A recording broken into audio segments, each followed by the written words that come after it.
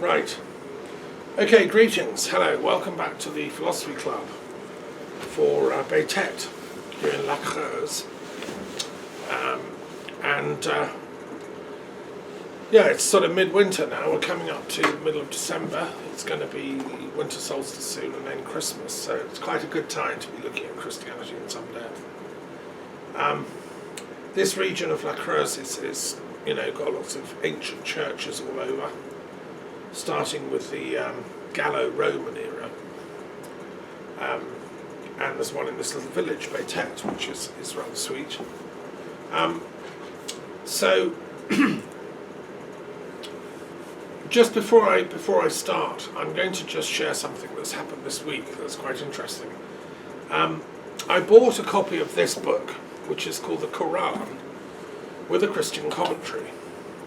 And this is the first ever sort of attempt to make sense of the Quran from a Christian perspective. There are about 1 billion Muslims in the world and about 2 billion Christians. I think it's long overdue they started talking to each other sensibly instead of killing each other like during the Crusade times. And obviously, there's, about 10 million Jews. They ought to be part of that conversation as well, and everyone get on. It's quite a useful commentary, although it's much less detailed than my own. The author, who's a Canadian academic based in, Alberta, where I used to live, I've never met him. He has done quite well. He's done a PhD. He's sort of dived into it, but not in anything like as much depth as I've done in my commentary on the Quran. But then my commentary isn't specifically a Christian commentary. It's a philosophical, transpersonal, ecumenical, Sufi, Druid commentary, Buddhist, drawing on all the kind of periodic table. His is much more specifically Christian. Anyway, to cut a long story short, one of the interesting things I was reminded of by his commentary is that there's a passage in the Quran that's very mysterious about the birth of Jesus. And we just had the Festival of the Immaculate Conception here in France.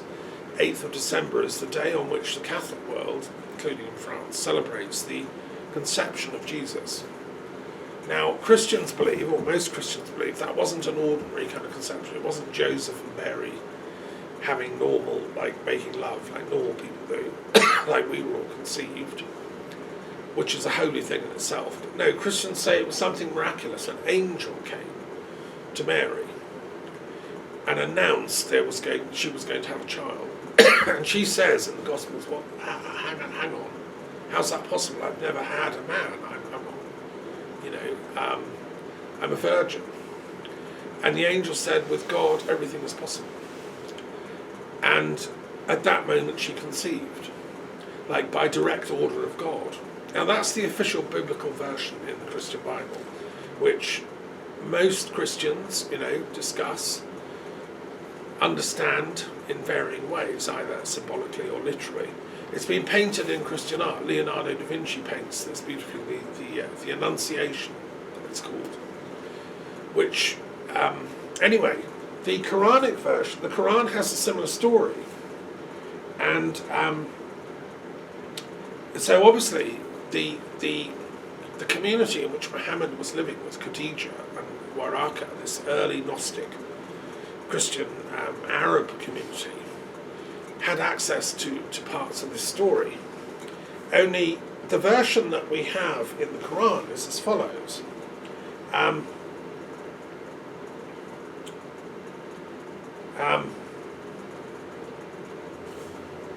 I'm reading from the surah called Maryam, 16, verse 16. And you see, in my understanding, this is also part of the Christian tradition. Muslims believe that they are the true Christians who follow Isa or Jesus.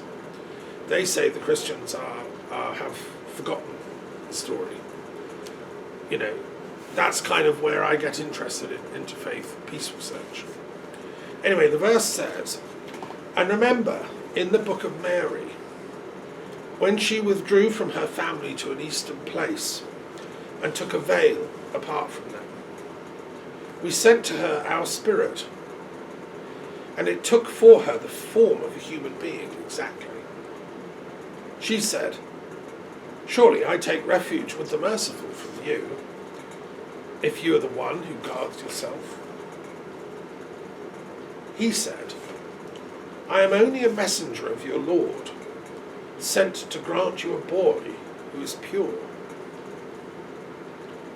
She said, "How can I have a boy when no human being has touched me, nor am I a prostitute?" He said, "So it will be. Your Lord has said, 'It is easy for me, and it is to make him a sign to the people and a mercy from us. It is a thing decreed.' So she conceived him, and withdrew with him to a place far away. The pains of childbirth drove her to the trunk of the date palm. She said, 'I wish I had died before this and was completely forgotten.' And then he called out to her from beneath her, 'Do not sorrow. Your Lord has made a stream beneath you. Shake the trunk of the date palm toward you, and it will drop on you fresh ripe dates. Eat and drink and be comforted.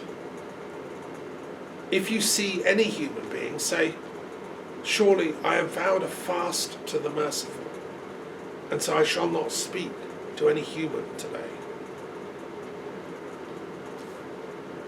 Then she brought him to her people, carrying him. They said, "Mary, certainly you have brought something strange." Okay, that's the quote from the Quran, right, which a billion people in the world believe is a divine channeling through Muhammad from Allah, from God. Now, what's really interesting about this verse, right, this section, that story of the date palm bowing down, obviously it's not in the Christian Bible, but I've discovered it is in a early apocryphal Christian text called the Pseudo-Infancy Gospel of Matthew. So we know that, the Gospel of Matthew is one of the great texts of Christianity, and I always try and get my students to read at least one Gospel. I think if they had to only read one, I'd say read Matthew, because it is the first one in the New Testament, and it was put there because it's, I think it's important. But what most Christians don't believe, and they're not told this by their vicars, or if they read the Bible, they're not told this, there's another part of that Gospel of Matthew which predates the written text that we have, which starts with the birth and the wise men coming to the baby Jesus. It starts with the genealogy, actually, of Jesus, saying who he's descended from Abraham, but ultimately from Adam, like all of us.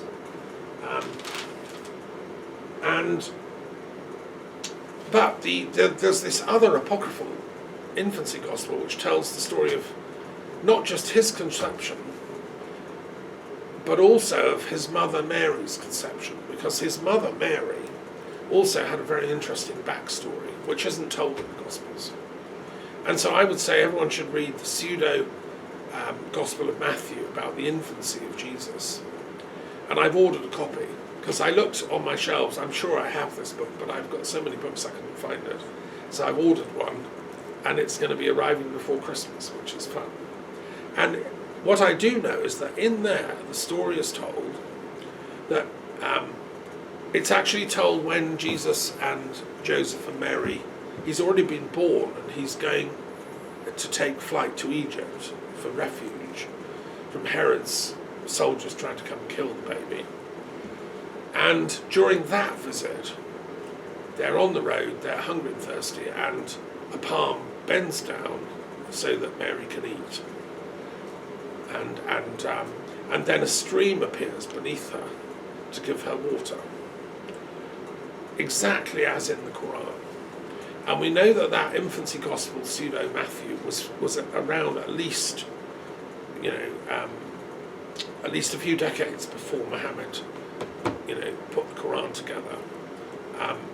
And my view of the matter is, as I've said in my commentary, is that Khadija and certainly Waraka must have been literate. They had, I believe, the infancy gospel of Matthew in there. Whether we could call it a church, or they probably had a room set aside for sacred study, and they would have read these things to Muhammad. And Muhammad was obviously an oral listener and a good learner, and he would have remembered this stuff.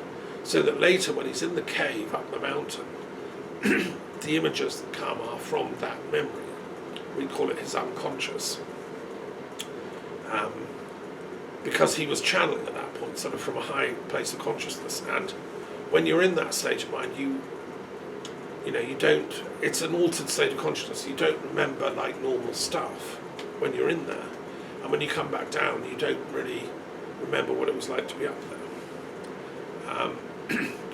Anyway, I just wanted to share that because that's exciting, and we just had this day in the French Catholic calendar of the conception of Mary, we've heard it from the Quran, but we also know that same text was in an apocryphal Christian manuscript that was circulating around Arabia.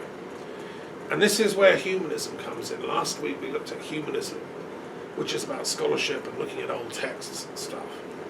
The humanists of the Renaissance period, they only really looked at ancient Greek and Latin texts.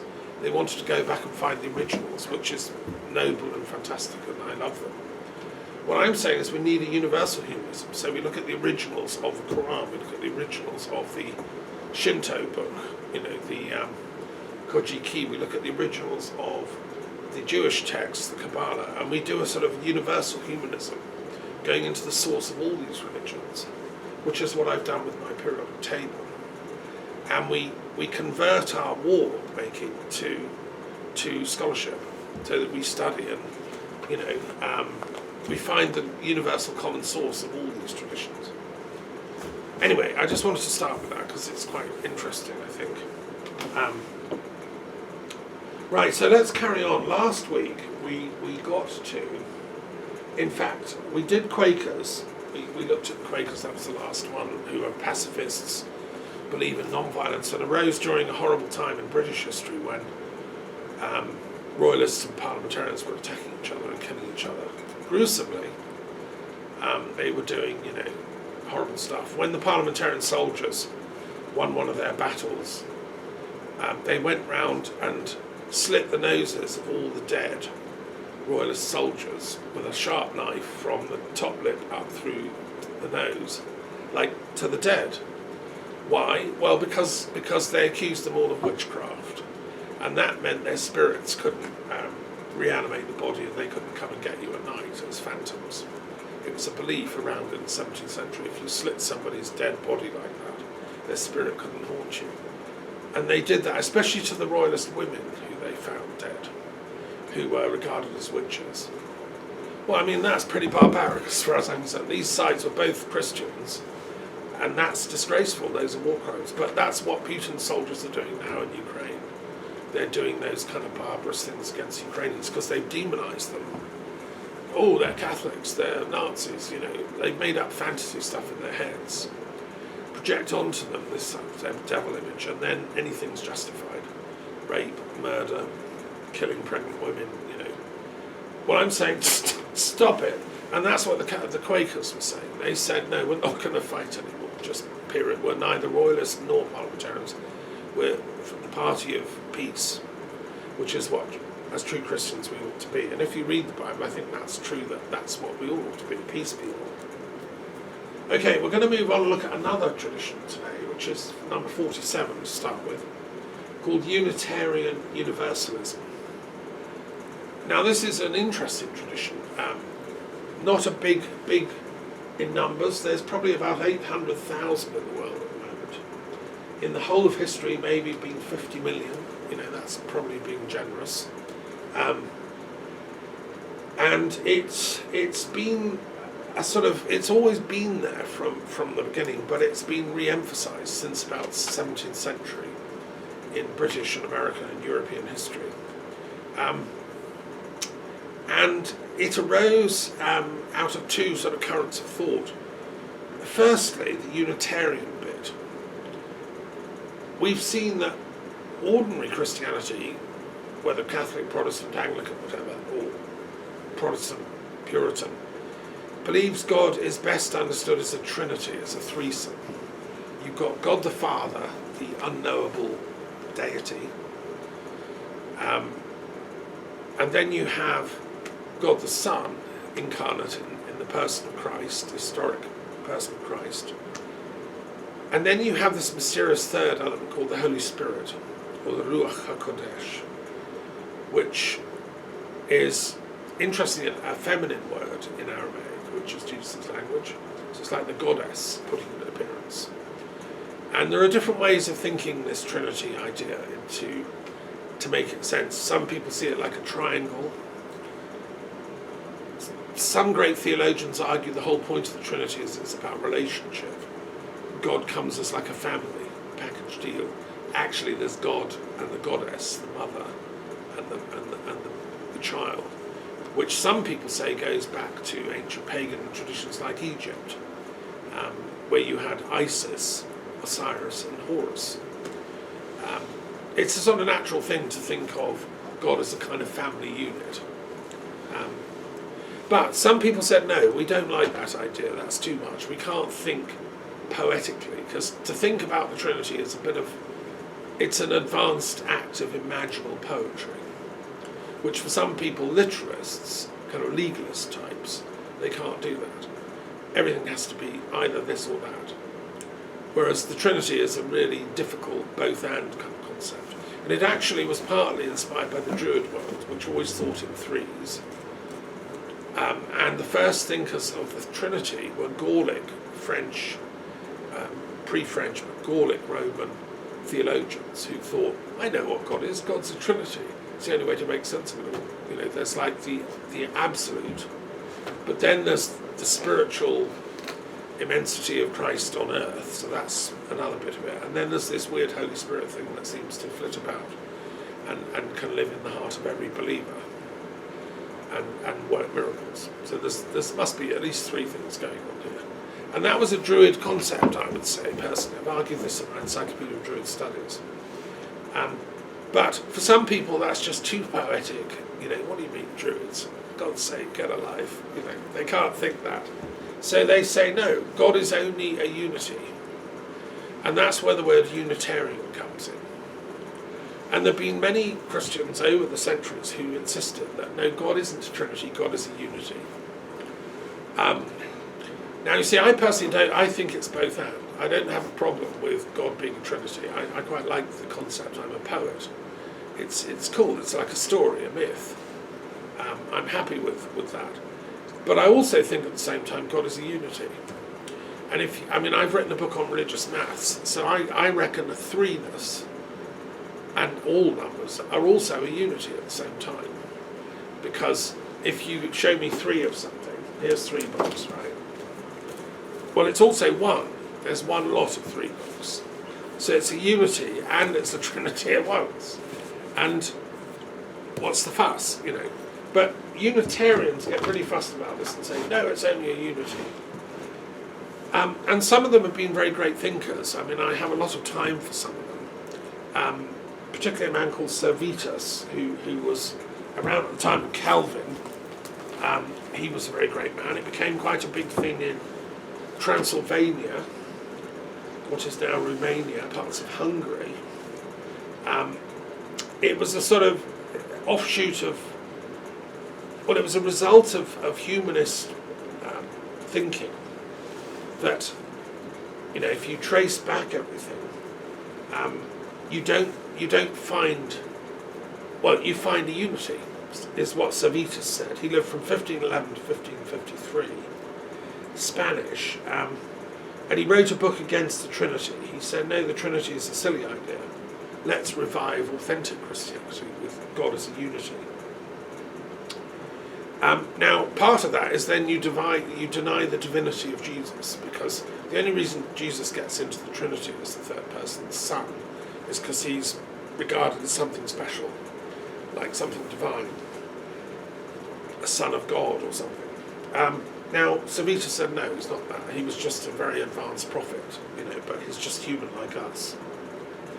Unfortunately, Savitas was burned at the stake for that, because in those days you couldn't say that and get away with it. He was called a heretic by no less a person than John Calvin, who was the founder of the Calvinist Protestant sect in Geneva, which was, I think, a catastrophe intellectually. He was a great geographer and astronomer. He was a medical doctor in Vienna, Savitas, and I think he had the right to to have his theories about Christianity. And he even discovered the pulmonary circulation of the blood, even before William Harvey did, who discovered it in England. So anyway, Savitas is one of the Unitarian martyrs, if you want. There are others, and it became a big movement in Central Europe, even in parts of Poland, which was at the time a big superpower, the Polish-Lithuanian Commonwealth. And I discovered recently, reading a detailed history of Poland, that in those circles the word communist was first ever used in an European language. Communist meant someone who ascribed to the Unitarian Universalist position and felt we're all one, we're all brothers, let's be communists, which is interesting. It was a spiritual declaration. Marx came like 3 centuries later. 3 centuries later. This was in the mid-1500s. The word communist was being used to describe that Unitarian Universalist position as a metaphysical observation. We all come from a unity. More recently, it became a big thing in Britain in the 17th century, and many great intellectuals became Unitarians, although they couldn't say so in public because you could be done for heresy in Britain even up until those times. You couldn't be a full professor at the University of Cambridge or Oxford unless you subscribed to the Trinitarian theology. You had to make a profession of that. But secretly, people like Newton, the great Christian philosopher, were probably more Unitarian than Trinitarian. He just had to keep quiet about that. But it grew, and Unitarian churches were set up around Britain. I've been to Unitarian services. They don't obviously have the sacraments. They don't have the kind of liturgy that the Catholic, Orthodox and Anglican churches have. They have a much more rational view. They believe God is a mystery, and that nobody can fully understand God. Christ is a way shower who can help us understand that. And if we read the Gospels, the Scriptures, the Quran, all the faith books, they're helpful. But no one has got a monopoly of knowing what God is. God is the absolute, beyond consciousness of our level. And one of the most interesting and famous of Unitarians recently is a man called Sir Tim Berners-Lee, who invented the internet. He was a professor at MIT. He worked at CERN in Geneva in Switzerland, in the European Nuclear Research Centre there. He was British, and it was him that invented the World Wide Web, effectively, because he wanted to find a way for physicists working at CERN to be able to share their papers and research papers without having to physically go and walk 3 miles to the other guy's office, or if the guy was in Japan, several thousand miles. So Tim Berners-Lee thought, I know what we'll do, we'll have something called the internet. And he used it on the basis of research that had been done by the Americans for military intelligence purposes, but he modified it and enabled scientists to use it who didn't have to be military intelligence people. Hats off to Tim for doing that. But in his own personal spiritual life, he goes to the Unitarian Church in Boston, which is close to MIT. Whether he still does, I don't know. I hope so. I mean, it's better than watching football on a Sunday. So there've been another great Unitarian that I love is a man called Thomas Daffern, who was the first president of independent Czechoslovakia after World War I. He was a sociologist, a philosopher. He wrote a book on Russian philosophy. He was a Freemason. a genius, polymath, married to an American woman, and they were the first lady and first president of Czechoslovakia, and he was a Unitarian. You know, it's a sort of refuge for people that want to believe in something, God, you know, but don't want to give it a label like Trinity or duality or whatever. You know, they want to just like have a place where they can go and pray and meditate, and meet kindred spirits, but not have to sign their souls away. Anyway, so that's the Unitarian Universalist, and the second bit of that name is important too, the Universalist bit. The other reason these people set up as a separate church is that the official churches, Orthodox, Catholic, and even most Protestants and Anglicans, they believe in eternal hellfire, eternal damnation, so that this life is a battleground between good and evil. There's the forces of the good led by Christ, Archangel Michael and all the saints, where they believe they're fighting for the good. But there is an actual enemy who's led by Satan, which is demons, dark forces, evil spirits, things that go bump in the night. And, you know, every time you give in to a bad impulse, the demons laugh. And so this world is sort of a cosmic battle. And if you do really wicked stuff, if you give in to the dark forces, then you will go to hell. They believe in a literal hell, where you will be persecuted, tormented, burned again and again. Or whatever, you know, there's different theories about what hell's like, but it's not going to be nice.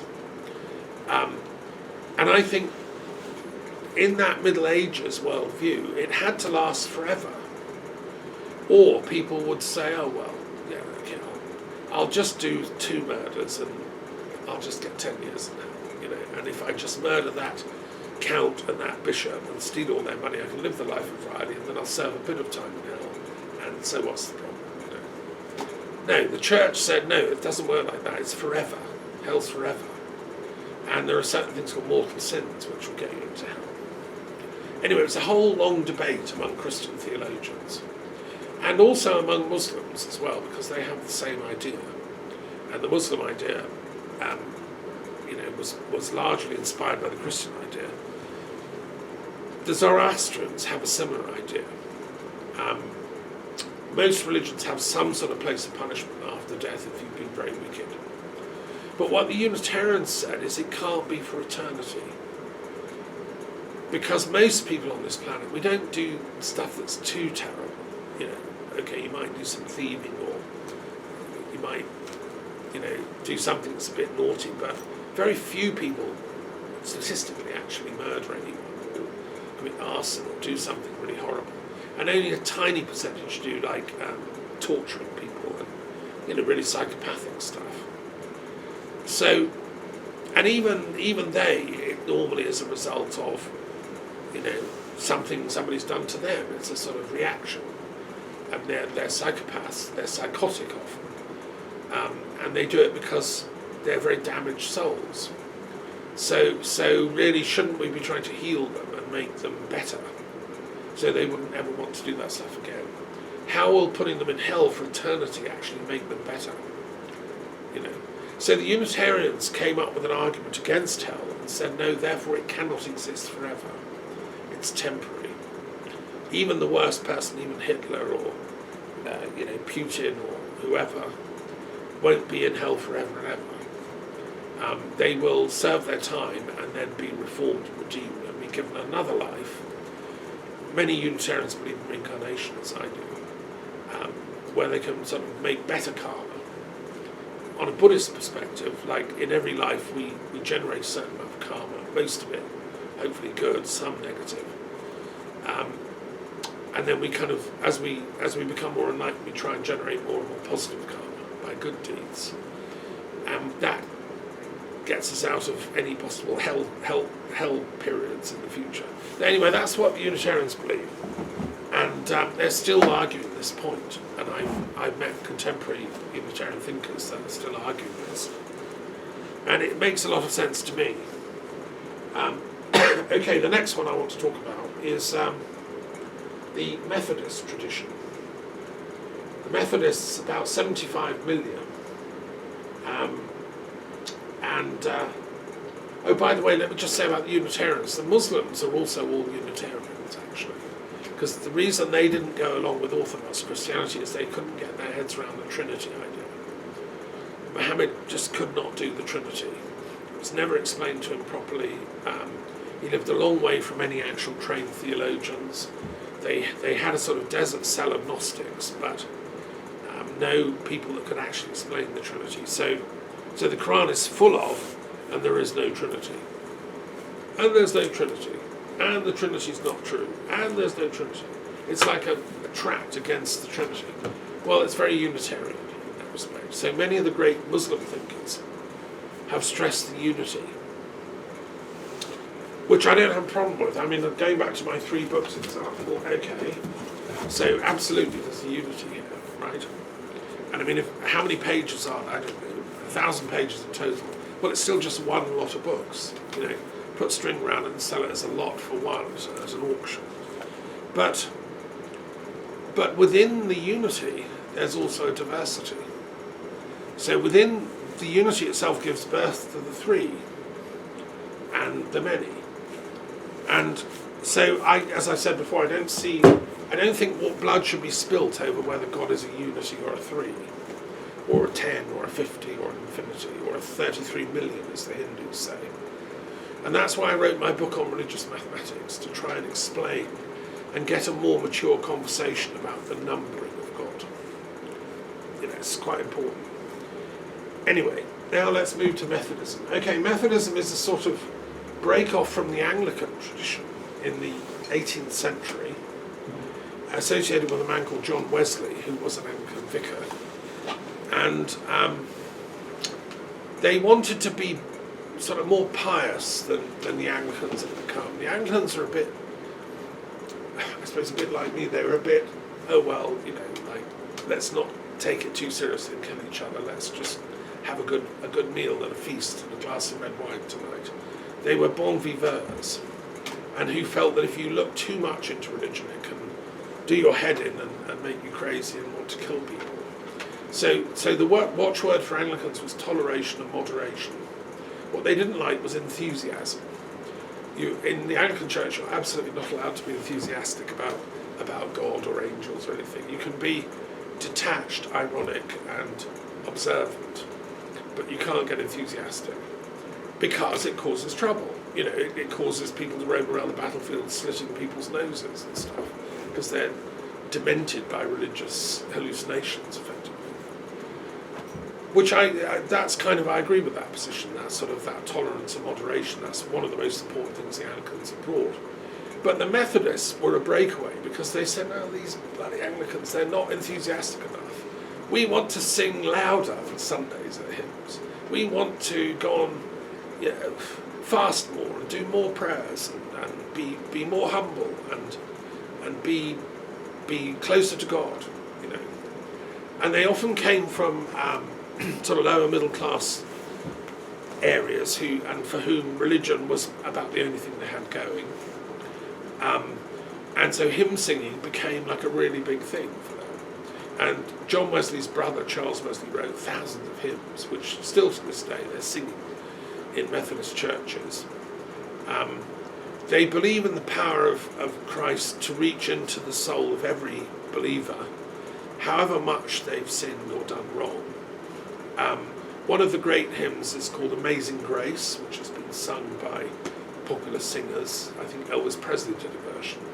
That was a Methodist.